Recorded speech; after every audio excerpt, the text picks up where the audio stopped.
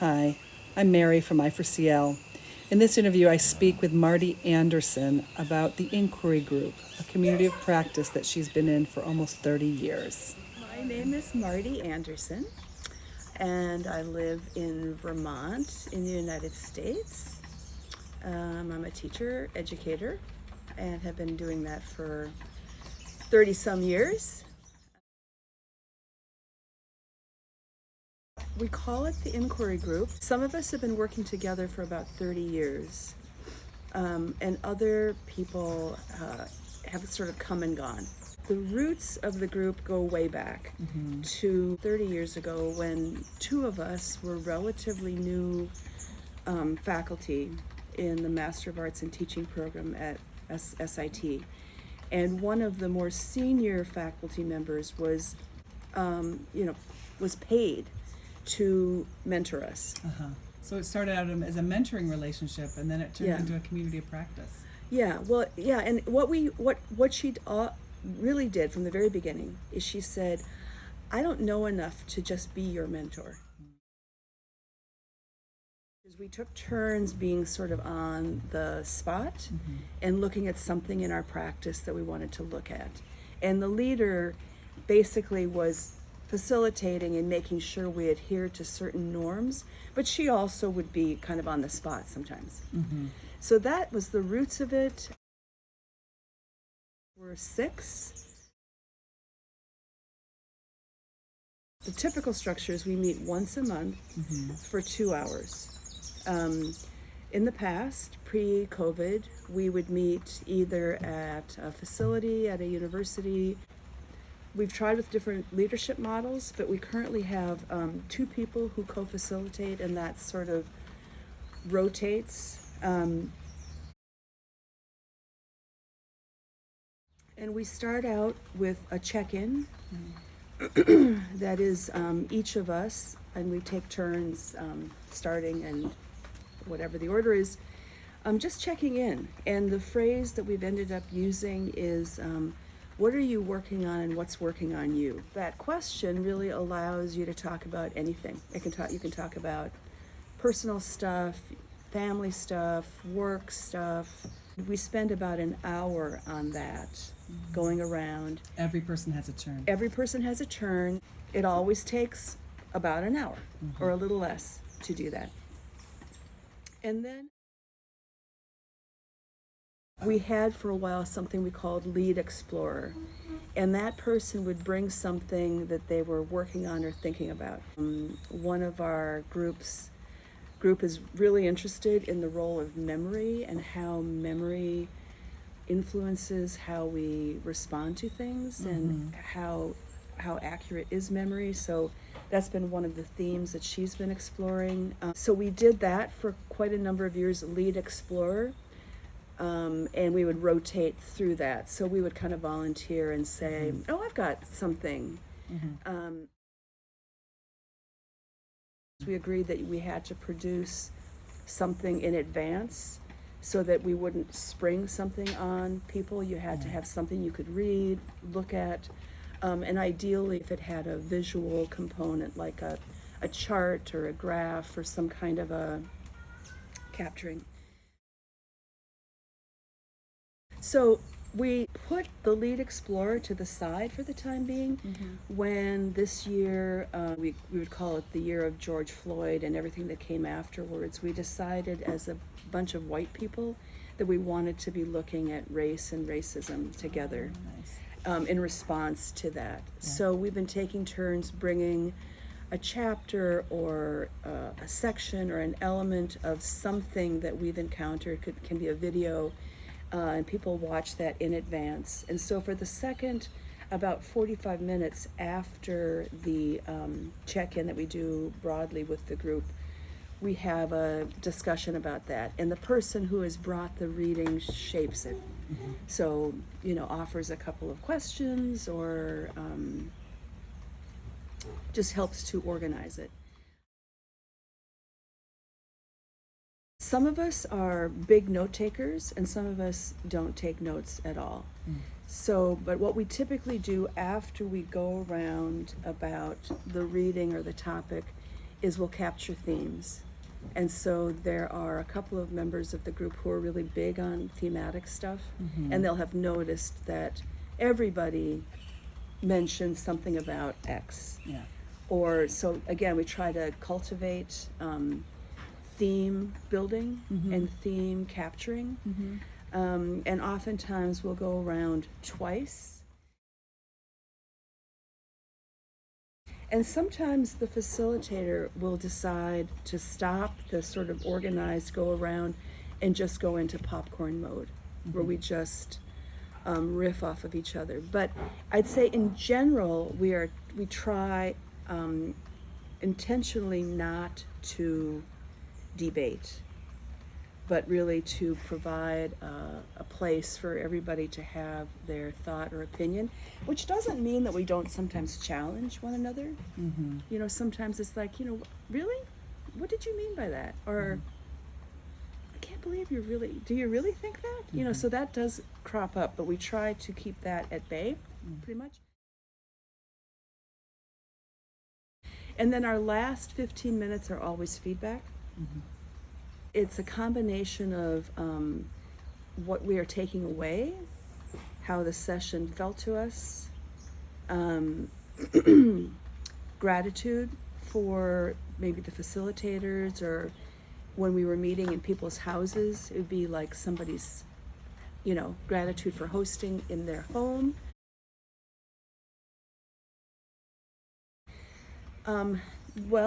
Me and the other co-facilitator have at least one conversation prior to the meeting and either agree upon maybe what the questions might be, or if we want to put something on the table in particular, and then also to share facilitation. So typically one of us will do kind of manage the check-in and the feedback, and the other one will manage the session that talks about something. So if you were a member of our group and it was your turn to bring something to the table, like you were going to bring a small excerpt or a chapter, we would also, one of us would talk to you and ask, how do you want to do that? Do you want to present your section? Do you just want to, do you want us to come up with some questions? Do you want to come up with questions? How do you want to manage that? Those facilitators are helping to maintain the space. One is the element of the trust that we have built together, so that, and the sense of confidentiality that, you know, people have shared really personal things in the group and know that they're going to stay there. And some members of the group have talked about how it's the only group of people that they are with where they have that sense of complete trust. A natural challenge has been when two different members of the group chose to leave, and what their reasons were. And they each had very different reasons to do so, but just kind of the grief at missing that voice that we had become accustomed to hearing, and the perspective, the unique perspective that each of those people had, while trying to also just honor their feeling that they needed to be putting their time and attention on something else. You know, I mean, maybe the other sort of natural challenge, not like a earth-shattering one, is that sometimes we have sort of lost our way a little bit, and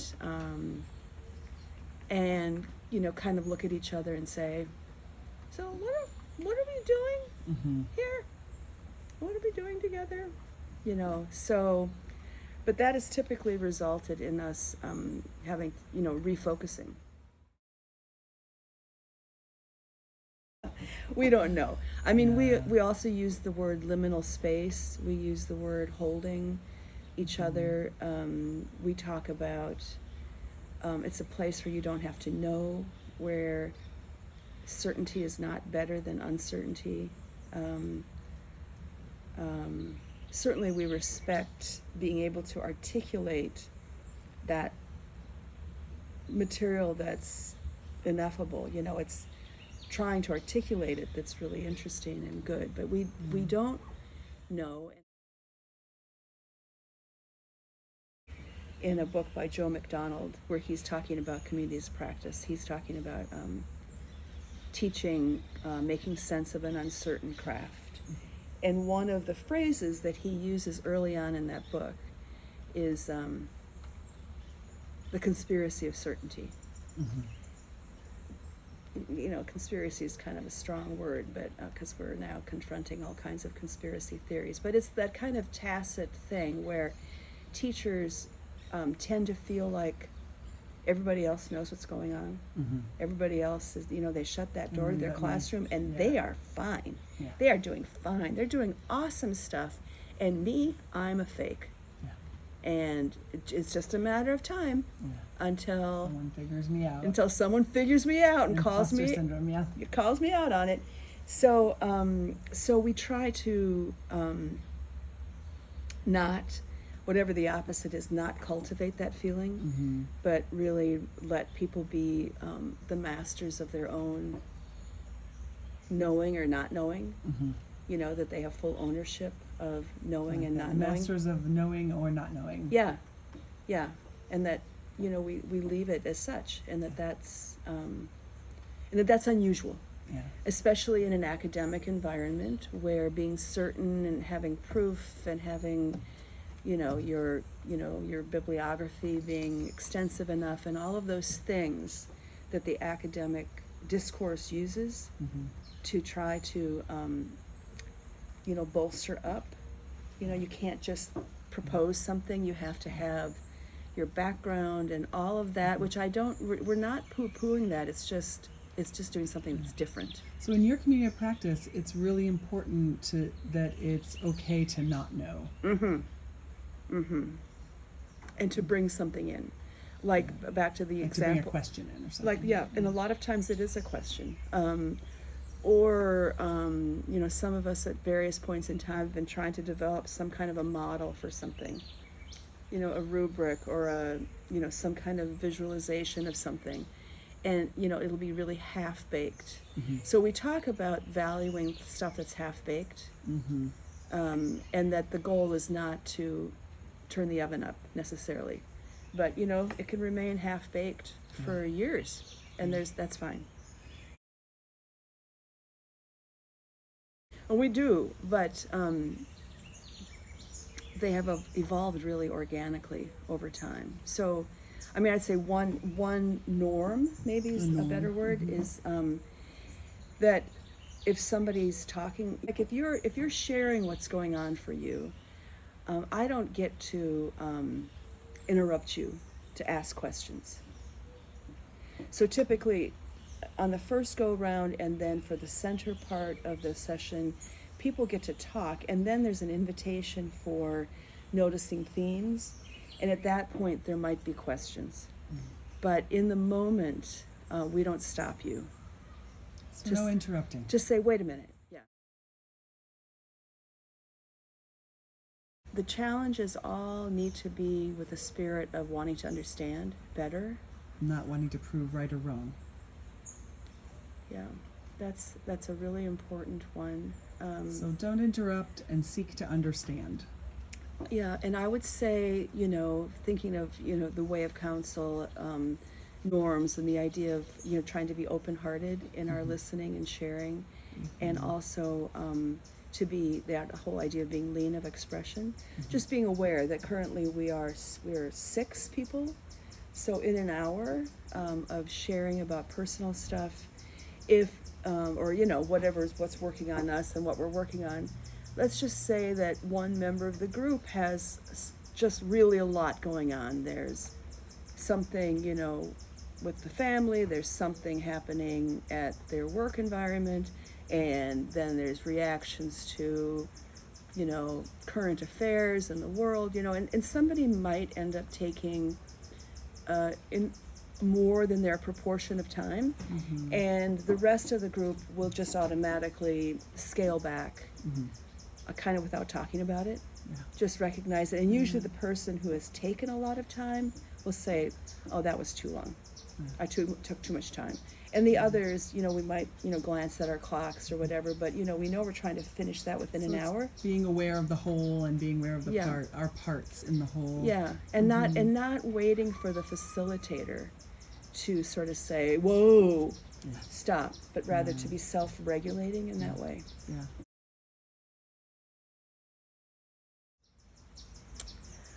Well, I hate to miss it.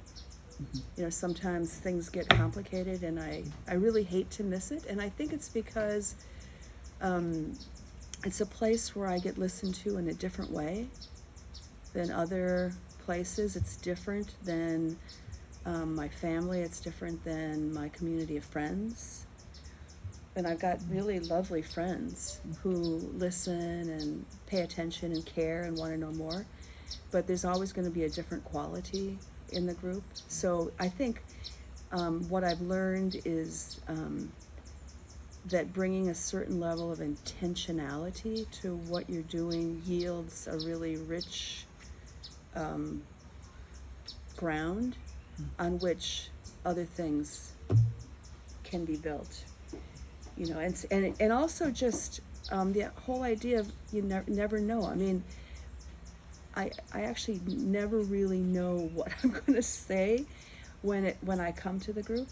Like sometimes I've had a thought and I thought, oh yeah, I'm going to talk about this, but then maybe the other person before me says something else and it triggers something. So that idea of letting it unfold as it can and recognizing the value of that. And I've learned a lot about the role of feedback and the role of gratitude, recognizing that if you tell people that you appreciate what they brought, that's really a great thing. That it's worth saying, it's worth sharing the gratitude that you feel, and putting it out makes a big difference for everybody. And saying it makes a difference, and hearing it makes a difference. So it might be just thank you for being the facilitator today, or it might be thank you that we're in your kitchen. But it can also be, I'm so glad you made that connection between X and Y, because I hadn't thought about that. And now I'm going to be looking at that as I go forward. Thank you. Start with who's really interested. Don't try to recruit, you might have an informational meeting, where you say we're going to launch this is what it is that we're trying to launch. Invite people, try to explain what it is, and then start with who's genuinely interested. If people come to one session and then decide that it's not for them or not for them right now, don't worry about it. Continue with who you've got. Because what we learned in the public schools, and I think in our group, while we have mourned people leaving, if that's what feels right to them, it makes sense. And if you try to convince people to participate, you're not going to get anywhere. So you have to start with who's excited about it. So that's a little bit back to what I said in the beginning, or early on, about our thing about membership. As people have heard about our group, they're curious and they want to join. But if you start even with 3 people, and you start sort of creating a little buzz around what you're doing together, you might attract other people to the warmth and to the intention. Set some intentions. And the final piece is do feedback. Do not skip feedback. Even if it means, as you're getting your feet wet, even if it means going overtime by 10 minutes, do not forget feedback, because it's so crucial to say what you're taking away, what your experience was. If your experience was fabulous, I enjoyed this so much, or this whole thing made me uncomfortable, whatever it is, it's really important to capture that. Thank you so much, Marti. Okay, it's a pleasure. And I really appreciate that community of practice that you're in. I think it's really beautiful that there's a beauty to remaining small and focused and supportive and successful. Yeah. And in that, you're putting good energy into the world. Yeah. You know, we don't have to go out and save the world and have everybody do everything. No, exactly. And I think that that's something that I love as an observer of, you know, outsider watching, you know, knowing a few of you over the years, that I just so appreciate that. And Yeah. think, oh, they're putting good energy into the world. Yeah, we don't have to do it all. We're not going to solve racism or systemic injustice or lousy institutions. Yeah. But you are going to improve your lives, which then in turn helps you when you touch other lives. Yeah, So, absolutely. Yeah. So thank you so much. You're welcome.